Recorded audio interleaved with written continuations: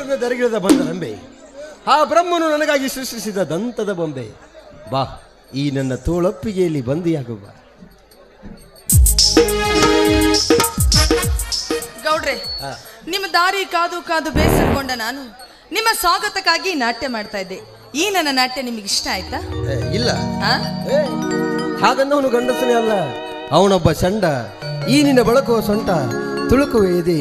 ಈ ತಳಕು ಬಳಕಿನ ಮೈಮಾಟಕ್ಕೆ ಪುಳುಕುಗೊಳ್ಳದ ಗಂಡುಗಳೇ ಇಲ್ಲ ಈ ಪ್ರಪಂಚದಲ್ಲಿ. ನೀನು ನಾಟ್ಯ ಮಯೂರಿ, ಗಾನ ಕಿಶೋರಿ, ಅದಕ್ಕೆಂದೇ ನಾನಾದೆ ನಿನ್ನ ಪ್ರೇಮದ ಪೂಜಾರಿ. ನೀನು ಪ್ರೇಮದ ಪೂಜಾರಿ ಅಲ್ಲ ಮರಿ, ಈ ನನ್ನ ಸೌಂದರ್ಯದ ಮೈಮಾಟಕ್ಕೆ ಬಲಿ ಬಿದ್ದ ಹರಕೆಯ ಕುರಿ. ಏನೋ ವಿಚಾರ ಮಾಡ್ತಾ ಇರೋಗಿದೆ. ಹಾಗೇನಿಲ್ಲ ಗೌಡ್ರಿ, ನೀವು ನನ್ನ ಪ್ರೇಮ ಪೂಜಾರಿಯಾಗಿದ್ದೀನಿ ಅಂತ ಹೇಳಿದ್ರಲ್ಲ, ನಾನು ನಿಮ್ಮ ಹೃದಯ ಮಂದಿರದಲ್ಲಿ ಎಂದೋ ಬಂದಿಯಾಗಿದ್ದೀನಿ ಅಂತ ಹೇಳಿದೆ. ಹೌದು ಆಶಾ, ಈ ನಿನ್ನ ಪ್ರೇಮವೇ ನನ್ನ ಮೋಹದ ಹಿಂಗಿಸುವ ಸಾಗರ. ಈ ನಿನ್ನ ದೇಹ ಸಮುದ್ರದಲ್ಲಿ ಈಜಿ ಮೈ ಮರೆತು ಹಂಬಲಿನ ಮುಳುಗಬೇಕೆಂದು ಬಂದಿರುವೆ. ಹೂ ಮಂಚಕ್ಕೆ ಹೋಗೋಣವೆ. ಗೌಡ್ರಿ, ಇವನು ಬರೀ ಒಣ ಮಾತಿನಿಂದ ತೌಡು ಕುಟ್ಟೋ ಜಂಬದ ಗವಡ ಅಂತ ಕಾಣಿಸುತ್ತೆ. ಮುದ್ದಾದ ಮಾತಿನಿಂದ ಈ ಹಣ್ಣನ್ನ ಕದ್ದು ಹರಿದು ತಿಂದು ಹಾಕಬೇಕೆನ್ನೋ ರಣ ಹದ್ದು ಇದು. ಈ ಹದ್ದಿಗೆ ಬುದ್ಧಿ ಕಲಿಸಬೇಕಾದ್ರೆ ವಯ್ಯಾರದ ಮಾತಿನಿಂದ ಮುತ್ತಿನ ಮಳೆಗರೆದು ಇವನಲ್ಲಿರುವ ಸಂಪತ್ತಿನ ಮೂಟೆನೆಲ್ಲ ಕೆತ್ತೆತ್ತಲಿಕ್ಕೇ ಬೇಕು. ಗೌಡ್ರೆ, ಹೂ ಮಂಚ ಏರೋ ಮುನ್ನ ಮೈ ಮನಸ್ಸು ರೋಮಾಂಚನಗೊಳಿಸಿ ನಿಮ್ಮಲ್ಲಿ ಕೋಲ್ ಮಿಂಚಿನ ಸಂಚಲನ ಮೂಡಿಸಿದೆ. ಓಕೆನಾ? ಓಕೆ.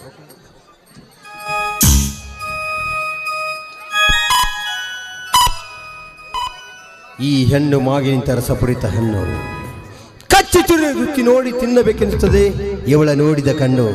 ಇದೊಂದು ಕಣ್ಮನ ಸೆಳೆಯುವ ಸುಂದರ ತೋಟ. ಈ ತೋಟವನ್ನು ಸ್ವಂತದನ್ನಾಗಿ ಮಾಡಿಟ್ಕೊಳ್ಬೇಕು ಅಂದ್ರೆ ಸಾಧ್ಯವಾಗದ ಮಾತು. ಯಾಕಂದ್ರೆ ಹೇಳಿ ಕೇಳಿ ಇವಳೊಬ್ಳು ಸೂಳೆ. ಕಂಡ ಗಂಡಸರು ಉಂಡು ಬಿಸಾಡುವ ಎಂದೆಲ್ಲದೆ ಇವಳೇನೇ ಇದ್ರು ನನ್ನಂತ ವಿಕೃತ ಕಾಮಿಗಳಿಗೆ ಮಾತ್ರ ಸೀಮಿತ. ಪ್ರೀತಿ ಪ್ರೇಮ ಅನ್ನೋದೆಲ್ಲ ಇಲ್ಲಿ ಬರೀ ಪುಸ್ತಕದ ಬದನೆಕಾಯಿ.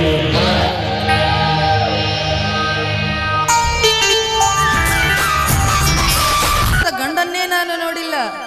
ನೀವು ರತಿ ವಿಲಾಸದಲ್ಲಿ ಮನ್ಮತ, ಕಾಮ ಕ್ರೀಡೆಯಲ್ಲಿ ಮದವೇರಿದ ಕುದುರೆ. ಕಾಂಚಾನ ಬಿಚ್ಚೋರ್ಗು ನಿನ್ ದೃಷ್ಟಿಗೆ ಕತ್ತೆನು ಮದವೇರಿದ ಕುದುರೆನು ಏನೋ ಅಂದಾಗಾಯ್ತು. ಏನಿಲ್ಲ, ನೀ ನನ್ನ ಪಾಲಿನ ಸ್ವರ್ಗ ಅಂದೆ. ಹೌದಾ? ಆಮೇಲೆ ಗೊತ್ತಾಗತ್ತೆ ನಿನಗೆ ನರಕ ಅಂತ. ಗೌಡ್ರೆ, ಮತ್ತೆ ಮತ್ತೆ ಅಯ್ಯೋ, ಮತ್ತೆ ಮತ್ತೆ ಒಂದು ಕಾಮದ ಪಿತ್ತಿಗೆ ತಣ್ಣೀರೆಚ್ಚಿ ತನ್ನ ಮಾಡಬೇಡ್ವೆ. ನನಗೆ ಅರ್ಜೆಂಟ್ ಸ್ವರ್ಗ ನೋಡ್ಬೇಕು. ಅಯ್ಯೋ ಗೌಡ್ರೆ, ನಿಮಗೆ ಸ್ವರ್ಗ ತೋರ್ಸೋದಕ್ಕೆಂದೆ ನಾನಿಲ್ವೇ? ಅಲ್ಲ ಗೌಡ್ರೆ, ನೀವು ನನಗೆ 10 ತೊಲಿ ಚಿನ್ನದ ಸರ ಮಾಡಿಸ್ಕೊಂಡು ಬರ್ತೀನಿ ಅಂತ ಹೇಳಿ ಅದು ಆರ್ಡರ್ ಕೊಟ್ಟಿದ್ದೀನಿ. ನಿನ್ನೆ 2 ದಿನದಲ್ಲಿ ಬಂದ್ಬಿಡುತ್ತೆ ಅಷ್ಟೇ. 2 ದಿನದಲ್ಲಿ ಬಂದ್ಬಿಡುತ್ತೆ. 2 ದಿನದಲ್ಲಿ ಬರುತ್ತಾ? ಅಲ್ಲ ಗೌಡ್ರೆ, ನಾನು ಚಿನ್ನದ ಸರ ಕೇಳಿದ್ನಿ ಅಂತ ನೀವೇನಾದ್ರೂ ಬೇಜಾರಾದ್ರ? ಈ ನನ್ನ ಚಿನ್ನದ ನೀ ಚಿನ್ನ ಕೇಳಿದಕ್ಕೆ ಬೇಜಾರು ಮಾಡ್ಕೋತೀನಿ. ಹಾಗೇನಿಲ್ಲ, ನಿನ್ನ ಬಂಗಾರದ ಅರಮನೆಯಲ್ಲಿ ಕೂಡಿಸ್ಬೇಕು ಅಂತ ವಿಚಾರ ಮಾಡ್ತಾ ಇದ್ದೇನೆ. ಬಂಗಾರದ ಅರಮನೆನಾ? ಆಚಾ, ನೀನೊಂದು ಗಂಡು ಮೀನನ್ನು ಹಿಡಿದು ತಂದು ಕೊಡ್ತೀನಿ.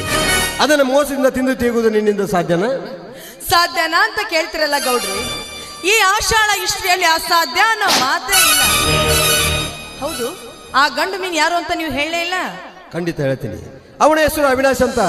ಮನೆಗೆ ಒಬ್ಬನೇ ಮಗ, ಹಣದಲ್ಲಿ ನನಗಿಂತ ಕೋಟ್ಯಾಧೀಶ್ವರ. ಅದೇ ಗಂಡು ಮೀನು. ಅದನ್ನ ಮೋಸದಿಂದ ತಿಂದು ತೆಗುವುದು ನಿನ್ನಿಂದ ಸಾಧ್ಯನಾ ಅಂತ ಕೇಳಿದೆ. ಸಾಧ್ಯನಾ ಅಂತ ಕೇಳ್ತಿರಲ್ಲ ಗೌಡ್ರಿ. ಹೌದು, ಅವನು ಒಂದ್ಸಲ ನನ್ನ ಭೇಟಿ ಮಾಡಿಸ್ತೀರಾ? ಖಂಡಿತ ಭೇಟಿ ಮಾಡಿಸ್ತೀನಿ. ಆದ್ರೆ ಒಂದು ಮಾತು. ಏನದು? ನನ್ನ ವಿಷಯ ಅವನಿಗೆ ಯಾವ ಕಾರಣಕ್ಕೂ ಗೊತ್ತಾಗಬಾರ್ದು. ಹಾಗೆ ಇನ್ನೊಂದು ವಿಷಯ. ಏನದು? ಆ ಭೇಟಿ ನಿನ್ನ ಬಲೆಗೆ ಬಿದ್ದ ಮೇಲೆ ಈ ಅಭಿಷೇಕಗೌಡನ ಮರೆಯಲ್ಲ ತಾನೆ? ಹಾಗೆಂದಾದ್ರೂ ಉಂಟೆ? ಆ ಭೇಟಿ ನನ್ನ ಕೈಗೆ ಸಿಕ್ಕ ಮೇಲೆ ಈ ಪ್ರೇಮದ ಮೂಟೆ ನಿಮಗೆ ಫ್ರೀ ಆಗಿ ಆಫರ್ ಆಗಿ ಸಿಗುತ್ತೆ. ಓಕೆನಾ?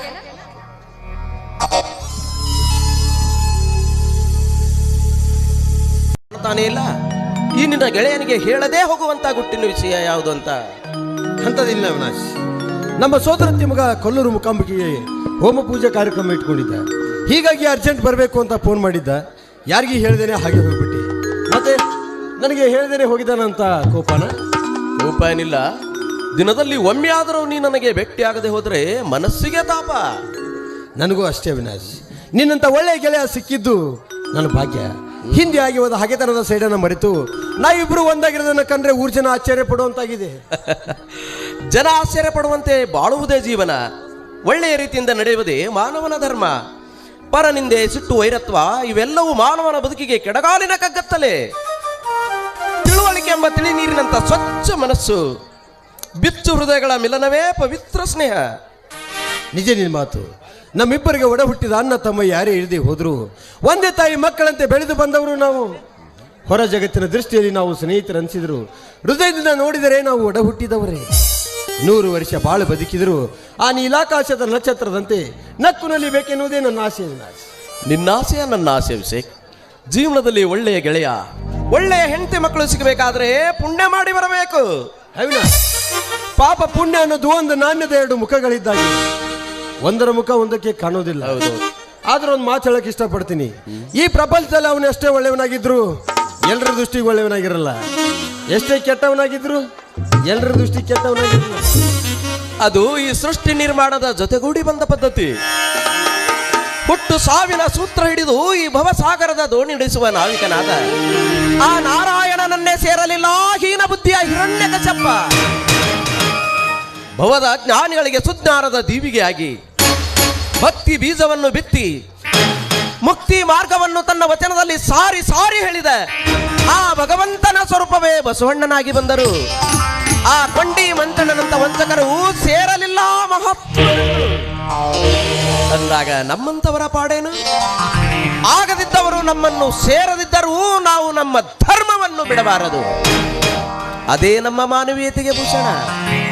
ನಿಜ ನಿನ್ನ ಮಾತು. ಆದರೆ ಮತ್ತೇನು ಅಭಿಷೇಕ್?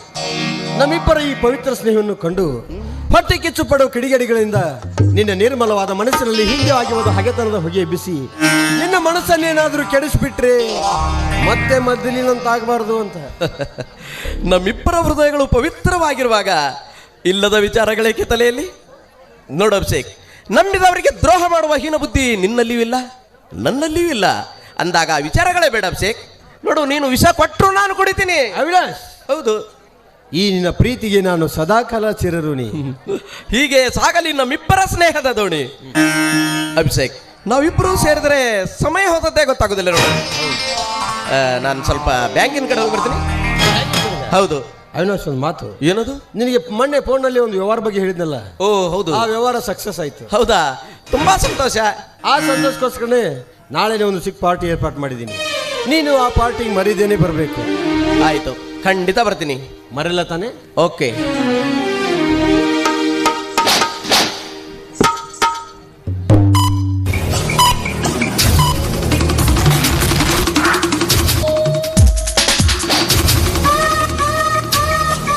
ಹೋಗು ಹೋಗು ಹುಚ್ಚು ಸೊಳೆ ಮಗನೇ ಹೋಗು.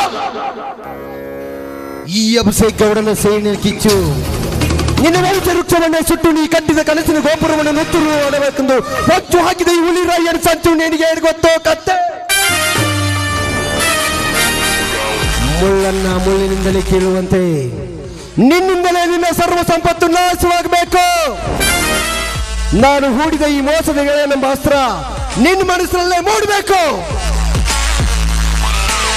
ಲಕ್ಷಾಧೀಶ್ವರನಾಗಿದ್ದ ನೀನು ಬಿಚ್ಚಿಯ ಪಾತ್ರ ಹಿಡಿದು ಬೀದಿಗೆ ಬರಬೇಕು. ರತಿಯನ್ನೇ ಮೀರಿಸುವ ಚಂದುಳ್ಳ ಚೆಲುವೆ ನಿನ್ನ ಹೆಂಡತಿ ನಾನುಂಡು ಬಿಸಾಡುವ ಎಂಜಲದೇ ಆಗಬೇಕು. ನೀನು ಬಿಚ್ಚಿಯ ಪಾತ್ರ ಹಿಡಿದು ಬೀದಿಗೆ ಬಂದದನ್ನು ಕಂಡು ನಾನು ಗೈಗೈಸಿ ನಗಬೇಕು. ಅಂದಾಗ ನನ್ನ ತಾತ ಮುತ್ತಾತರ ಆತ್ಮಕ್ಕೆ ಶಾಂತಿ.